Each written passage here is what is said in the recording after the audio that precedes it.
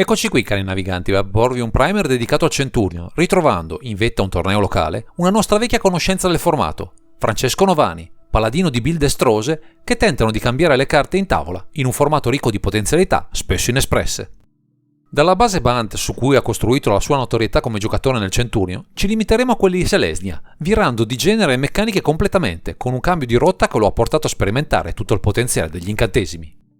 Il tutto avviene anche grazie a questa leggendaria, che ci aveva impressionato al suo spoiler, tanto da dedicarle un video di approfondimento, trovando ora, anche grazie al nostro deck builder, tutti gli elementi necessari per raggiungere le vette del formato. Questa volta vi parleremo di Cities Harvest End.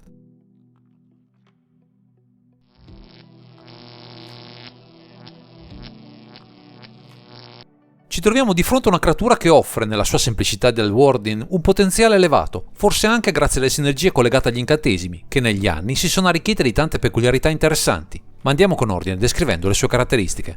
Con 2 mana specifici, uno verde e uno bianco, abbiamo una ninfa con forza 1 e costituzione 2 e un'unica abilità, che offre molto se affiancata a un buon numero di incantesimi. Nella sua abilità troviamo, ogni qualvolta lanci una magia incantesimo, guadagni un punto vita e peschi una carta. Una sola abilità sulla carta sembra poco se rapportata a leggendarie solo in apparenza più blasonate, ma il connubio offerto di guadagno vita abbinato a nuove carte può trasformare questo generale in un caterpillar difficile da frenare. Il primis si integra con un color pie ricco di ramp effect e protezioni, che possono sia alimentare il nostro desiderio di castare molti incantesimi, sia garantire di non venire spazzati via da una rimozione di troppo, sostenendo così un'azione che punterà a popolare il nostro lato del tavolo impunemente. Poi ci offre un modo per metterci al riparo dai mazzi rapidi, che avranno serie difficoltà nel contrastare il nostro guadagno vita, dandoci tutto il tempo di consolidare la nostra posizione, che come vedremo non è assolutamente difficile da mettere in pratica. In buona sostanza, un approccio tanto semplice quanto solido, quello offerto da questa Cities Harvest End, che non faticheremo a ergere a regina degli incantesimi, anche a dispetto del suo aspetto placido e sognante.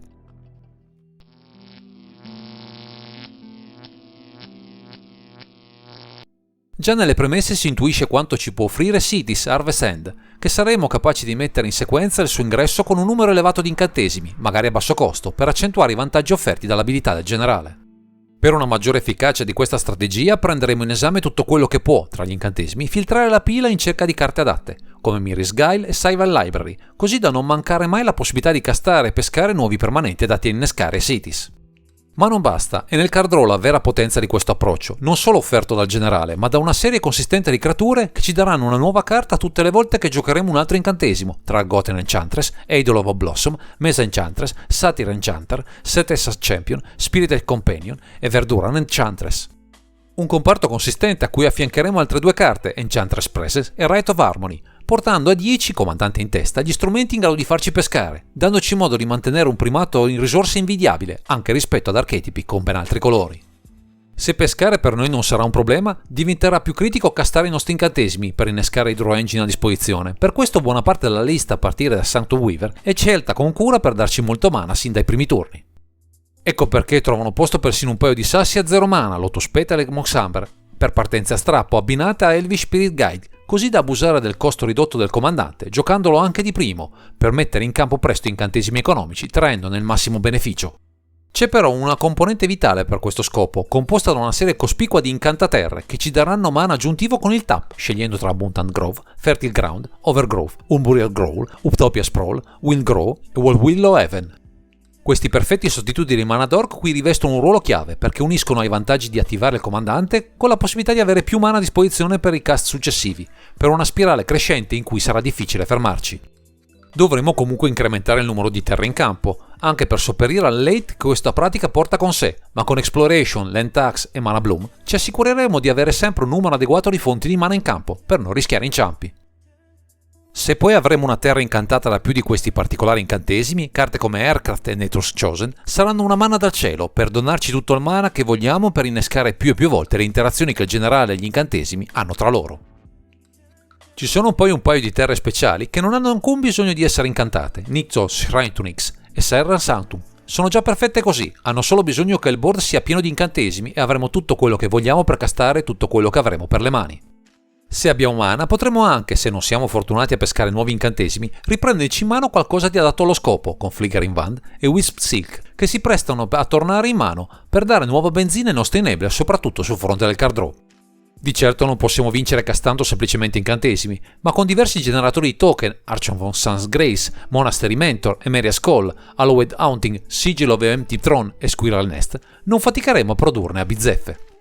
Quest'ultimo, in combinazione con Aircraft, ci darà modo di avere così tanti scoiattoli in campo che niente ci potrà fermare, anche perché potremo attivare questa produzione di pedine infinite anche nel turno dell'avversario, così da essere pronti ad asfaltarlo una volta per tutte. E se vogliamo trasformare immediatamente il nostro board in qualcosa di letale, ci basterà mettere in campo Concordan Crossroad per dare a tutte le creature rapidità e potremo archiviare così più di una partita in nostro favore.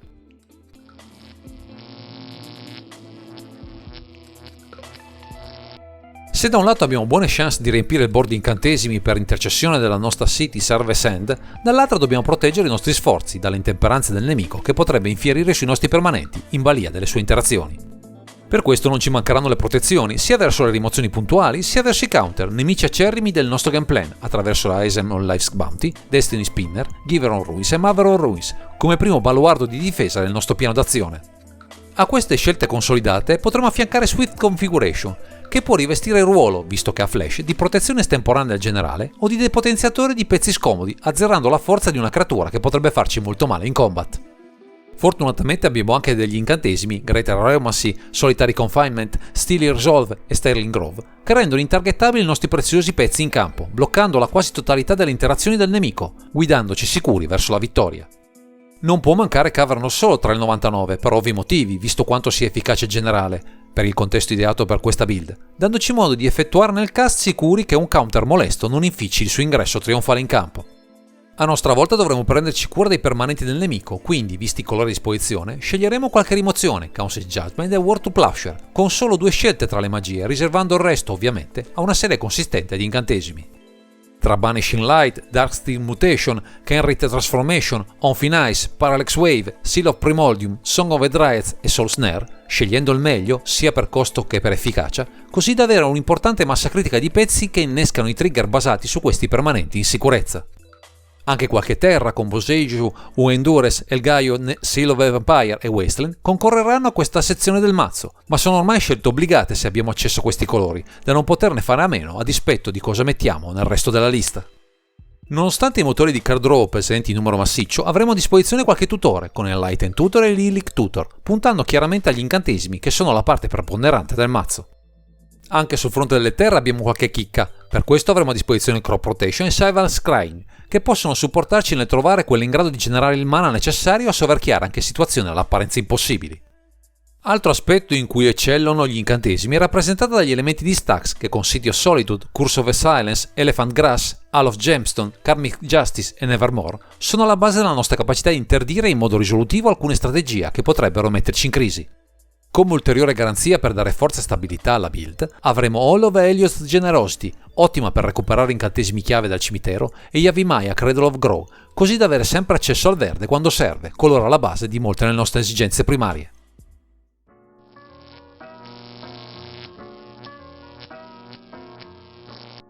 La molla che ha spinto Francesco Novani ad abbandonare temporaneamente il suo pet deck per questo City Harvest End nasce prima di tutto dall'essersi confrontato con questo generale che ha saputo distinguersi in una serie di scontri diretti.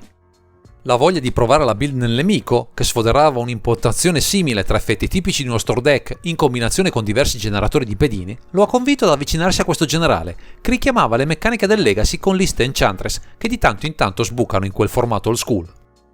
C'è stato però un altro punto a favore di questa scelta, il regalo della sua ragazza di una Serra Sanctum in lingua giapponese, qualcosa che andava a colmare alla perfezione le esigenze di un mazzo di questo tipo, che non risulta così alla portata di tutti. Insomma, una serie di fattori che hanno spinto il nostro deck builder a cimentarsi, con successo, in questo archetipo basato su City Harvest End, un generale che ha tanto da offrire tra le 1000 sfumature che offrono gli incantesimi.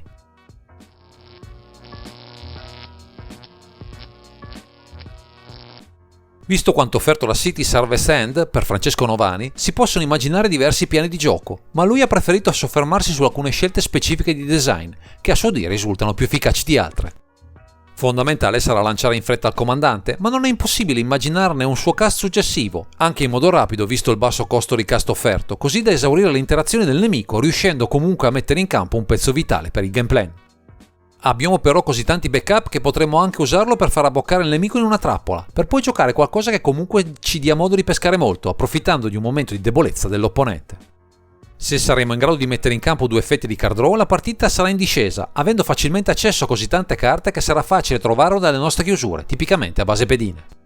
Siano essi generatori tradizionali o basati sulla combo Squirrel Nest e Aircraft, combinandoli con protezioni efficaci come Greater Aerosmith abbinata a Solitary Confinement, saremo praticamente immortali, mostrando il fianco solo a vratte globali come Cyclonic Rift, che non sono poi così diffuse nel formato. Non ci manca quindi la solidità e l'esplosività, a dispetto di un Color Pie Selesnya troppo spesso dimenticato nei raccoglitori e che questa City Harvest End è capace di portare in auge in tutto il suo splendore.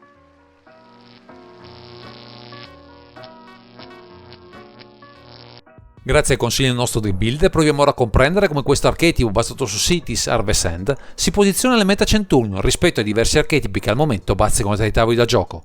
Abbiamo a che fare con un archetipo ben posizionato nel meta odierno, viste le grandi sinergie e protezioni che offre sia il generale che il resto del 99, riuscendo a mettere in scacco molti avversari, anche blasonati.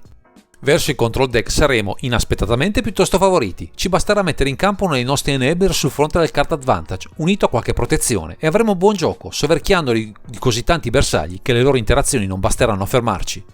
Verso i midrange deck la situazione è simile, qui sono importanti le partenze e la cura con cui giocare i pezzi chiavi, facendo attenzione a non scoprirci troppo una volta messi a segno i colpi migliori e dispiegato il card advantage, nemmeno loro ci potranno fermare. Verso i combo deck siamo invece in chiara sofferenza, visto che pecchiamo sulle interazioni a velocità istantaneo. Siamo bravi a fare vantaggio e a proteggerci, ma incapaci molto spesso a contrastare le loro giocate chiave.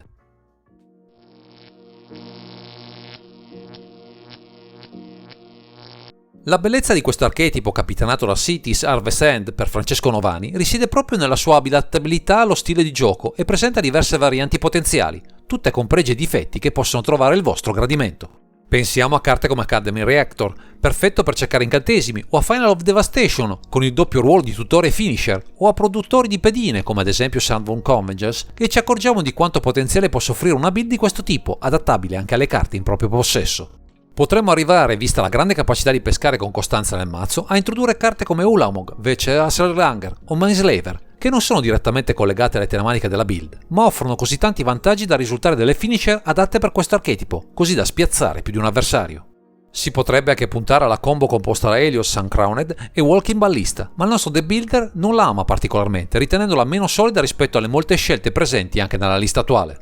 Una carta provata di recente, da non sottovalutare, è Concordant Crossroad, un'aggiunta che ha permesso molte vittorie fulminee grazie alla possibilità di rendere ogni pedina appena prodotta un bittante impossibile da frenare. Volendo, potreste persino puntare a un piano Voltron, visto anche il costo basso del generale, sfruttando aure come Rancor e i Legna Ombra per un mix offensivo e difensivo, ma si tratta di un archetipo più all-in, che potrebbe incontrare qualche difficoltà in più se il meta è particolarmente punitivo per le creature.